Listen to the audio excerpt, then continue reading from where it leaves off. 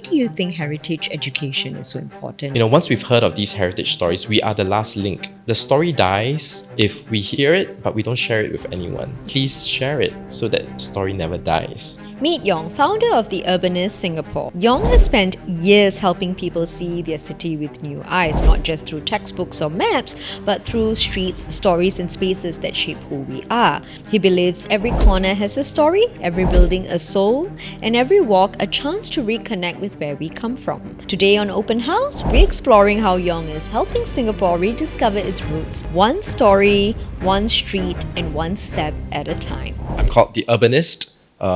And I like to think of myself as, the city's storyteller, telling us stories about how our city came to be through the lens of heritage, urban design, urban planning. And by doing so, hopefully we feel a little bit more, committed or having that ownership of the place that we live in. And yeah, that's what I aim to do. We were talking a little bit about Queenstown earlier, like off camera, and you mentioned that the names like Strathmore and Forfar actually come from Scotland. Yeah, right. Those are places in Scotland related to the Queen's family. Right, and Queenstown is named after Queen Elizabeth. A tribute to, which I think most of us have a general idea, but not in detail, right? And what's been a really interesting place in Singapore that sort of surprised you about our identity? This may not sound very unconventional, but one of my most popular tours is actually of the Civic District. The area around the Padang. And I think that's a very common place. Most of us, we've go there been all there. the time, But I think that's exactly it. Because it's so common, we do not know the hidden stories behind it. So when I bring people on a tour of the Civic District, the question that I ask everyone and the question that we answer at the end of the tour is, why has Singapore conserved a district that looks so European? Right. All the buildings are like very our National much, Gallery. European in its architecture and style. Right. But not giving too much away, that district actually has a lot of the nation building stories, the stories of how we came to be, and how we struggled as a young nation. And all these stories were embedded within these buildings. And when I brought those stories out, I think people started to get a very different appreciation of the district. They don't see it as just go shopping. Shopping or a European looking district, but they're like, this is where we came from. It's where we were birthed, literally, right? Exactly. And we also held our National Day parades there, the Padang. Exactly. Right? So when you do these tours, right, what flip do you see in people, be it tourists or be it Singaporeans themselves, prior to them embarking on the tour and after, what flip or change do you see in the understanding of who we are? Or even for tourists, maybe we'll start with tourists first. I actually don't do that many tourists. My tours are very much catered for locals, but specialized tourists like university students or maybe university professors that come around, I do give tours because my tours tend to be a little bit more in-depth. It's not your regular touristy tours. I guess the fact that, Singapore is not what they think it is. It's not as, I think a lot of people come with the eyes that it's very sterile, there's not much stories. But I think once these stories are told, they're like, oh wow, I really did not know that we've had so much to go through as a country. And these are stories that are told within these buildings. Right. Because when people look at Singapore, I think the first impression we get is, okay, yes, it's clean, it's beautiful, but it's a landscape. Our landscape is filled with just buildings, right? But there's so many pockets that where you when you look at it, you wonder, how come there's a colonial looking building all of a sudden that pops out? And not just pockets, I would say that there are so many layers. Yes. So if someone brings you to a place and is able to peel back the layers to show you that, hey, beyond this, glitzy glass building, what used to be here, what were the stories that used to be on this site or this road. And what's the most beautiful thing about doing the work that you do, especially in a city like ours, right? Where on one end we have that heritage, but also on the other end we're constantly improving and evolving, which we need to, as you said, we're such a small space. So what's the most beautiful thing about the job, or what excites you most about what you do? It's very straightforward. It's just the people who are impacted by these stories. So, I feel that the most meaningful and beautiful thing that I do is when you see their aha moments, right? Or in Singapore's context is not aha, it's like, oh. Yes. And then when you tell people, oh, this is why this street is named this way, or this is why this building is like that, then they, oh. And then it's like, it's where they light up, and that's where you know that something within them changed. Right. They have a bit of a better appreciation of our stories. Yeah, and who we are. And what are some challenges you face, in trying to bring, because Singapore on the outside, we are so new, we look so, we are constantly evolving. Everywhere we turn. I think for me, I think part of growing up and our heritage is also seeing the cranes and the construction. I mean, that is something we can't deny. So what are some challenges you faced in telling these stories to Singaporeans themselves? I think the main challenge is just to get Singaporeans to think beyond what they care about right now, for them to see that, hey, there are these stories that are worth keeping, worth celebrating. There are these buildings that are worth keeping and celebrating. I mean, for example, we walk into, say, an old heritage building that's been turned into a beautiful cafe. Right. For example, we care more about the cafe than the story about the building. Right. Yeah, so I call it to me at least, this is the last mile of bridging the gap between the content, the information, and the user or the person. The person.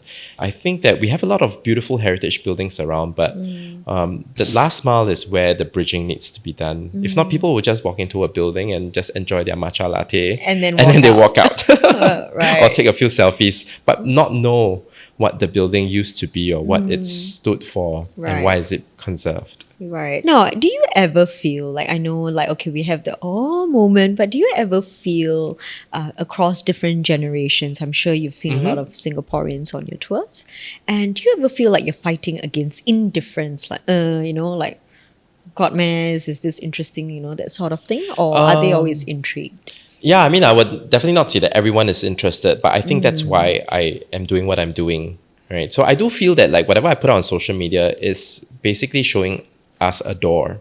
I'm opening that door for you. I want to get you interested, curious, and I hope you'll walk through that door and you do your own research, join the tour, or, do whatever you want to, find out more. Right. Yeah, because there's only that much that a social media video can do. So yeah, I definitely am fighting people who feel that, why should I care about heritage? But what is encouraging to me is on my tours, the bulk of the people who attend my tours are millennials like myself. Us, yeah. Okay. Like us. And it also tells me that people are getting curious. Right. People do feel that they want to find out more. And, the messages that I get in my DMs on Instagram, sharing like, hey, thanks for sharing this. I never knew and now I don't look at this place the same again. I think all these things tell me that, like, something good is happening, and I'm very encouraged by that. Right. Are there any such places in Singapore that we can say, okay, this is ours and I'm super proud of it? Is there a place for you like that? Yeah, I did a video about it this year. It's somewhere that looks grand, looks European, but has a lot of Singapore stories. It's the former City Hall, now the National Gallery. Right. So I did a video about the steps. The steps in front of the City Hall, and how those steps really saw us through those years of nation building. I think a lot of people may not know this, but those were the steps where, when we first were able to elect our own government in 1959, our founding leaders of Singapore, Mr. Lee Kuan Yew and the Old Guards, were there taking that photo right on those steps. And later that year, those were the same steps where our national flag, or at least then it was a state flag, our state arms, and our state anthem was unveiled to the world for the very first time. And I try to tell people how important that is. Sometimes you listen to it and you're like, oh yeah, okay, yeah, so what? But if you think about it, we've never had our own national or state anthem. No, we have always been singing somebody else's anthem. We've never had our own flag. We have always been raising somebody else's flag. So for that to happen in December of It's very 1959, powerful. right on those steps, is super, super powerful. And I usually like to tell the story of my grandfather. And if you indulge, I'll just tell this short course, story yeah. to you. My grandfather would always tell me, you know, in my lifetime, I would sing 5 national anthems. And I don't know why he would tell me like, as if it's like a badge of honor that he carried, you know. And I was like, oh, okay. And he would always say, I would sing when I was born, it's God Save the King. And then in the 40s, it was the Japanese national anthem during World War II. And then after that, it was God Save the Queen when Queen Elizabeth came on the she throne. came. And then in 63 is Negaraku, which is the Malaysian national anthem. And finally in 65 or thereabouts, he sang Majulah Singapura. And it was a very simple statement, but it told us or told me a lot about how all his life he never sang his own national anthem. Something that belonged to him. Yeah, something that belonged to him. And so, you know, the idea of nationhood, citizenship, being an independent sovereign nation is something that a lot of people struggled in the past to achieve. And I'm hoping that, you know, Singaporeans and our younger generation don't take that for granted. Oh my, that's Yeah. such an amazing story. You know, like I don't think we have sang any other anthem except Yeah, Majulah Singapura, exactly. right? And it never occurred to me he sang 5. Yeah. Wow. Exactly. Amazing. So when I tell this story to folks on my tour, I think they get visibly touched as well. They're like, Right. oh, actually that's true. And sometimes we just need someone to share this information in a way that really gets you to reflect on your own citizenship, where you've come from. Right. Yeah. And now, speaking of that, you know, you actually translate, you know, speaking of generations, he shared that to you. And now you share it in a very unique way as well, or rather a very relatable way to the to everyone through TikTok, to Instagram and things like that. Is there a balance that you strive to keep? Well, you know, trying to keep these stories authentic, but at the same time, you know, these are platforms where, you know, Yeah. you need a certain sense of virality as well. So Definitely. how do you know, do that? Yeah, it's tough. I think I tell myself like between 1 to 1.5 minutes would be the sweet spot. But you're right to say that it's hard to compress, you know, so much information into one video, especially Right. if there are issues or topics that need a little bit more unpacking. So what I've done and how I see my videos, like I mentioned earlier, is like I see it as a door. I'll give you a door so that, you know, if you're interested, open the door and hopefully you'll find out a little bit more through research or Or any going other on your sources. tour. Yeah. Yeah. So that helps me to narrow down what I showcase as something to just pique your interest. Yeah, but obviously there are so many videos where I wish I could say and done more. Like for example, I did one about a video in Botanic Gardens. There were some steps that were built by some POWs, Australian, I think, POWs Right. back in World War II. But there's also a very interesting story to the Japanese during World War II. Not all of them were, I guess, that as evil and mean, right? I think the Japanese did play a part in trying to conserve and keep Botanic Gardens from being bombed. Oh, Right? really? And there were also Wow. other stories of very kind and well-meaning Japanese soldiers who were Anglican, Christian, who actually went around helping the churches. Yeah, so, you know, in our view and what we read in history or in the movies, we always see the Japanese soldiers as Like bad, very, evil, you know, like nasty. mean and nasty. I mean, perhaps some of them were, but not all of them were. Right. And it's interesting. I mean, these are the nuances to a war that how do you tell it in like 90 seconds, right? Yeah. But hopefully, if people are interested enough, they read a little bit more and find out these things. Right. And I was just going to ask you, you know, like, do you ever feel like, you know, where, you know, certain narratives, you know, because it's complex, like what you mentioned with the Japanese soldiers. So there are a group of people, you know, probably like Singaporean, back then, who've maybe suffered under this regime or, you know, whatnot. Yeah. But at the same time, do you fear that, you know, we are romanticizing this? In such for a sure. way? So that's why I'm very clear about how my page is not a page of nostalgia. So the Urbanist Singapore, when we do heritage stories, it's never purely nostalgia. So what I try to do is I try to show us the history, the heritage stories, and then link it to the present, so people can find this link. and not think that, oh, this is just a thing of the past, oh, the good old days. I mean, there are so many nostalgia pages out there, Right. heritage nostalgia pages. So that's what I was very clear to steer away from. Because, like you mentioned, there is a risk of romanticizing the good old days, right? Perhaps someone may think that, oh, the kampong days are really the good old days. Yes, to some extent it is. But I think people also struggled and, lot, yeah. and were yearning for the life that we perhaps have now. Right. So I do not want to misrepresent those struggles as well. Right. So I try to stay away from nostalgia, but Right. keep it focused on information and tying it to what we see today, so that there's relevance in sharing these heritage stories. And in speaking of social media, you use social media as a tool. It's a very powerful tool, right? How do you think that has also played a part in us, getting exposed to all these different stories from around the world? And how does that inform who we are as a citizen of the world, not just Singapore? Yeah, I mean, social media definitely has democratized how information is disseminated, right? Anybody can come on and make content, share content. So, I think it has made learning about other people's culture so much easier. And hopefully by doing that, as you mentioned earlier, that we start to reflect on our own, like what's there that we are sharing. I see so many of these pages from other countries about, all these hidden histories about London, hidden histories about New York, such a global city with all these stories. And I was like, can we have more of that in Singapore? Right. I think there are some other heritage or hidden histories type of content creators in Singapore, but perhaps we don't have enough, and I hope there'll be more people telling these stories, so that these stories will continue to live on. In understanding our spaces, Yong, why do you think heritage education is so important? And what do you think will happen, or if we lose that? What will we end up losing in the long run? I feel that the soul of a country, of a nation, is what they steward from the past and what they steward into the future. And if we only care about how much we earn, the position that we are in the company, it's quite it's sad. And I think that once we know these heritage stories and we appreciate it, we don't just live in a country, we take ownership of the place that we live in, right? Because we know that there are things to cherish, there are things to protect, there are things to transmit or share.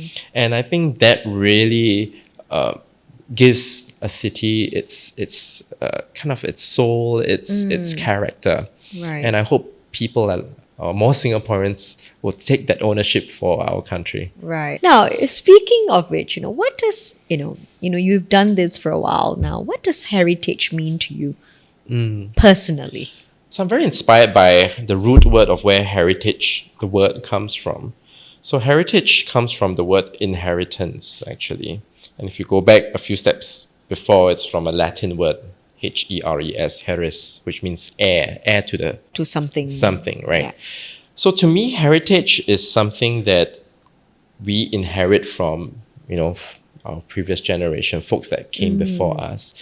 It also means that it is something that we should steward, right? It's not just like, oh, okay, yes, old building, but what are we doing with the knowledge that we have about this old building? Like, are we going to pass it on to someone else? So it's about stewarding as well. Right. And I always tell people, like, once we've heard of these heritage stories, we are the last link. The story dies if we hear it, but we don't share it with anyone. And I always tell people, please share it so that you are not the last link and the story never dies. Right. Right. Pass it on. Yeah, pass it on. So it's the idea of stewardship. It's also tied to a concept that I alluded to earlier, that heritage is not static. Meaning, I want to get people to think that, or to understand that, hey, okay, this building that, is old to us, that we think is beautiful, was probably just a regular building back in the day. Nobody thought more about it. Right. Right? And in the same vein, what do we have around us today that could be something that's so normal to us, we don't think about it, but could be something that's valuable for our future generation? Right. Start thinking about these things. Right now. Right now. So that we know what are the things that are valuable and that we want to steward for the next generation. So it's not just us listening to the past. Right. It's thinking about what are we giving to the next generation. The future as Yeah. well, and what can they take away from it. Yeah. Now, you have some background in urban planning as Yep. well. You worked in that industry, right? How do urban planners keep in mind our living spaces, especially in Singapore, because we are small, so you need to create, very specific living spaces for people to be able to enjoy Yeah. their daily lives as well as to live and, play or do whatever. But at the same time, to keep in mind our heritage and to conserve our heritage. So how does that work? How do they decide when to do, Sure. I think urban planners in Singapore really don't get enough credit because Singapore is really unique. Every time I tell folks about this, I need to explain that Singapore, we find ourselves in a very unique position because we only have that 700 odd square tiny kilometers of land, right? And I always tell people that, Singapore is a city-state and we're only one of 3 city-states in the world, Right. Singapore, Monaco, and Vatican City, which means we are a country and a city. Everything in has one. to be, within our boundaries. So it puts us in a very unique position. It's a challenge, but it's also an opportunity. It forces us to be very innovative in how we plan for our land. So I think a lot of things that you see in Singapore, for example, say Marina Barrage, for example, was a result of that.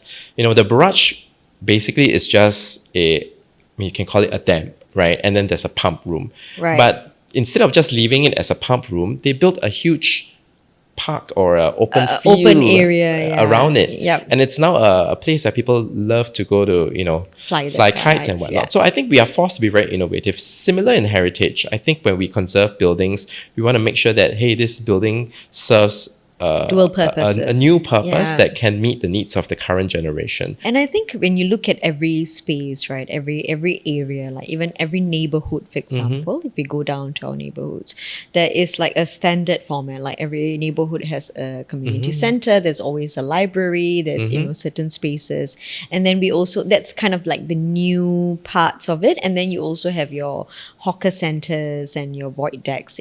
But speaking of hawker centers and or void decks where most of us had, now maybe they don't play as much under because they're all glued to their devices, but we spent a lot of time playing. So how do you think these spaces, as we progress, as the generations evolve, right? How do you think these spaces will still sort of retain their history with us?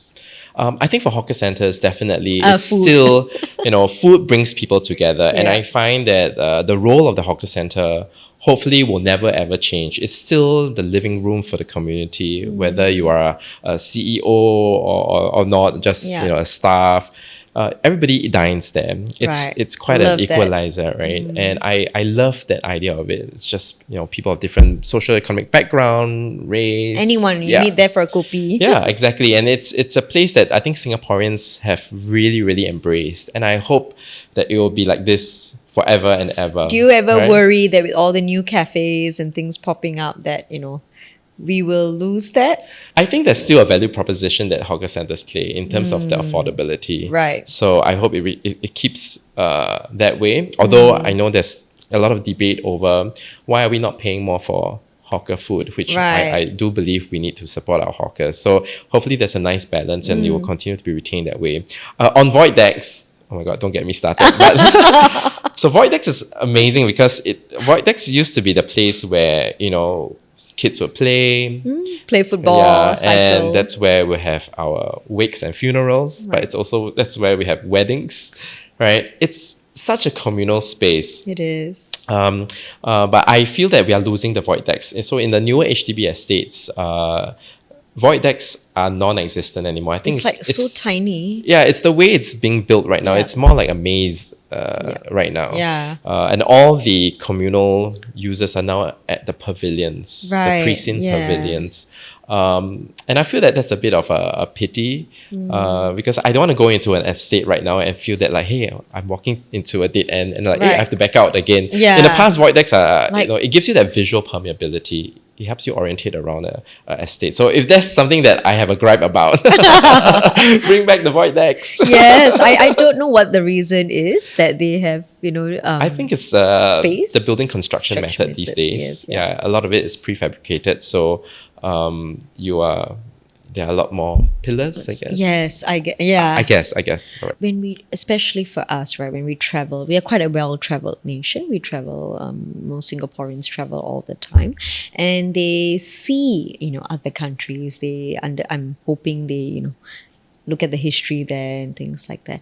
And how do you think that global mindset, now that we're more well-traveled, how do you think that knowledge or that inspiration when we are abroad, learning from other communities or other countries, can support our own identity as a Singaporean? Yeah, when I was studying abroad in the US, I saw people who are really passionate about various things. And obviously one of them would be their own heritage.